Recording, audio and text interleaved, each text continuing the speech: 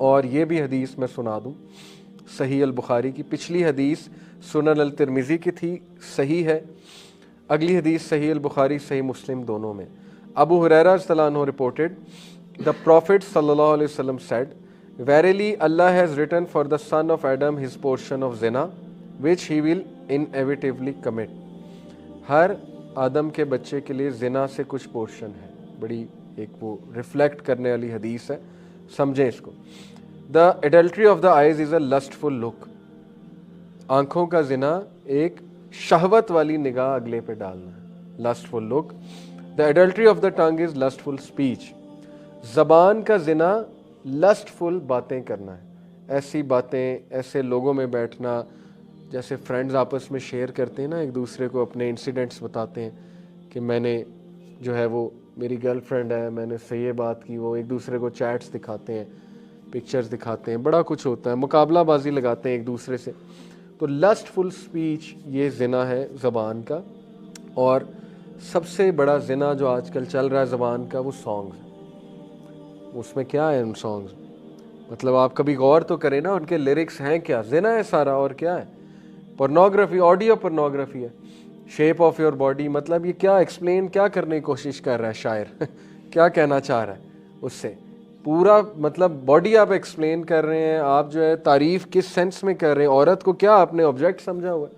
90% गाने औरत को ऑब्जेक्टिफाई करते हैं, पूरा वो डिस्क्राइब हो रहा है, फिगर डिस्क्राइब हो रहा है, खूबसूरती बयान हो रही है, तो ऑब्जेक्टिफाई तो आप कर रहे हैं। फेमिनिस्ट पता नहीं इनके पीछे क्यों नहीं पड़ती, ये भी बड़ी अजीब बात है। फेमिनिस्ट की सारी तवज्जो जो है ना, वो औरत मार्च की सारी तवज्जो जो है वो इस पे है कि इस्लाम ने ये कर दिया, इस्लाम ने वो कर दिया।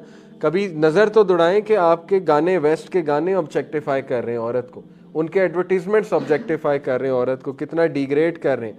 लिटरली एनिमल की तरह औरत को दिखाया जाता है रैप सॉन्ग्स में, जैसे वो एक जानवर है, और जानवर जो है उसको दिल बहलाने के लिए एक जानवर रखा हुआ है साथ। मतलब एक बंदा गाने गा रहा है, पीछे 10 लड़कियां चल के आ रही हैं, वॉक करती हुई आ रही हैं, फ्लॉन्ट कर रही हैं अपनी बॉडी को। तो ये जानवरों की तरह आप औरत को दिखा रहे हैं ना, तो औरत की डिग्रेडेशन तो आप कर रहे हैं। तो ये जो गाने हैं ये जिना है, ये ज़बान का जिना है। और the soul craves and yearns, the passions will affirm और डिनाई। तो जो नफ्स है वो यर्न करता है, जहाँ नफ्स अमारा की बात हो रही है, और जो डिज़ायर है, पैशन, वो एक्शंस की थ्रू उसे अफर्म करेंगे या डिनाई कर देंगे। एक ख्वाहिश पैदा हो गई, उसको कंट्रोल करना आपके बिल्कुल आपके अंदर है, आप उसको कर सकते हैं कंट्रोल। शैतान ने आपको एक कह दिया कि नहीं तू नहीं कर सकता, ये शैतान की तरफ से है, लेकिन वो पूरा पूरा इंशाल्लाह आपके कंट्रोल में है अल्लाह के फजल से। ये बात याद रखें, अल्लाह के फजल से होगा और तौफीक से होगा। जैसे यूसुफ अलैहिस्सलाम ने कहा कि वमा उबर्रियु नफ्सी, कि बेशक मैं तो बरी हूँ, ये जो नफ्स है इसकी खबासतों से। तो बेशक जो नफ्स अमारा है वो इंसान को इंक्लाइन करता है बुराई की तरफ। अगर मेरे रब की तरफ से फजल ना होता, अल्लाह की तरफ से फेवर ना होती मुझ पे, तो ये है कि मामला कुछ और है। ये कॉन्टेक्स्ट बता रहा हूँ सायद का, कि हज़रत यूसुफ ने भी अल्लाह सुब्हानहू व तआला की तरफ से स्ट्रेंथ पकड़ी और अल्लाह की तरफ ही डायरेक्ट किया। तो all the strength is from Allah, इसीलिए हम कहते हैं ला हौला वला कुव्वता इल्ला बिल्लाह, there is no power no strength except from Allah. तो अल्लाह ताला ही आपको वो स्ट्रेंथ देगा कि आप इससे बच जाएं इंशाल्लाह। और जो लोग इससे बचना चाहते हैं, सूरह यूसुफ में पूरा मैकेनिज़्म है।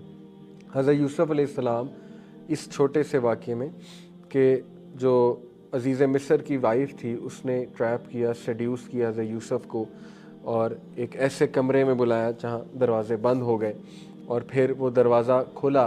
तफसीर में अगर आप पढ़ेंगे ना, दरवाज़े खुलते गए, वो भागते गए, दरवाज़े खुलते गए।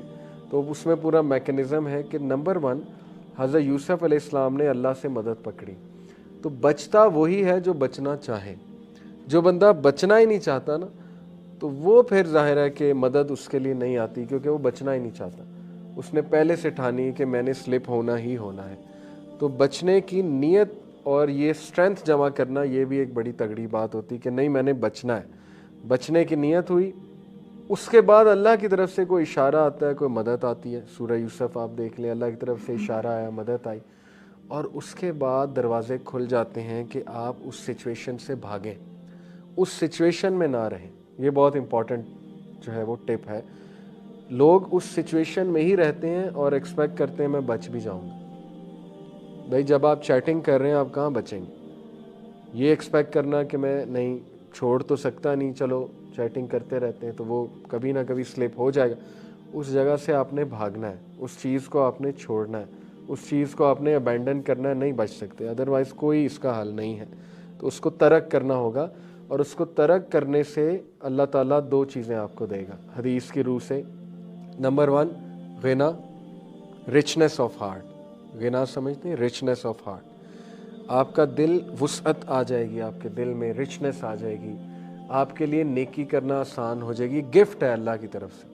और आपके लिए बुराई छोड़ना भी इंशाल्लाह अल्लाह आसान कर देगा। गिना का ताल्लुक़ है इस सारी चीज़ों से। दूसरा, नूर आ जाएगा आपके दिल में, आपके चेहरे पे, उस गुनाह से बचने के हवाले से। और अल्लाह ताला इस नूर की बदौलत आपको सही और गलत की पहचान देगा। ये सीने दिल का नूर है ज़ाहिर है।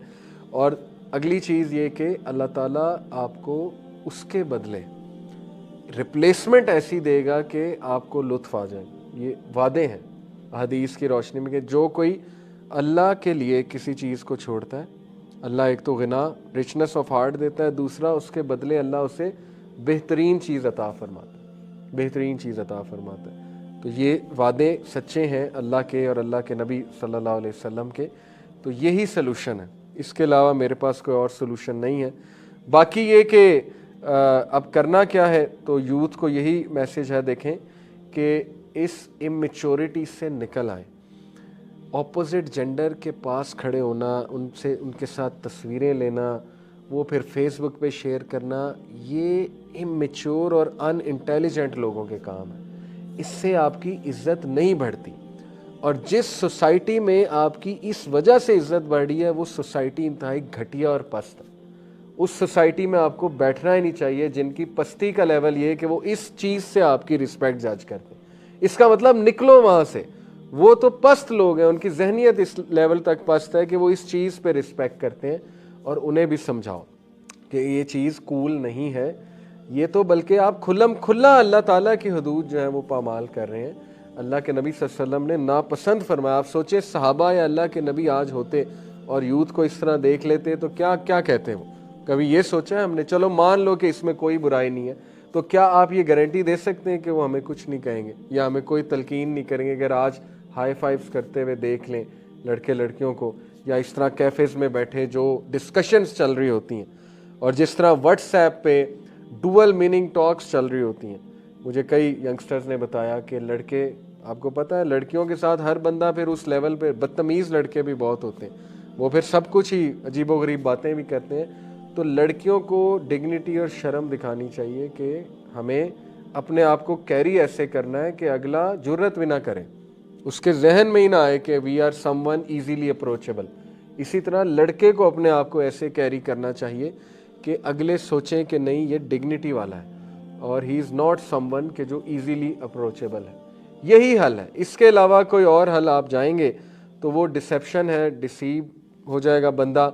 और PPL फार्मूले को याद रखें, पब्लिक, पर्पसफुल, लिमिटेड।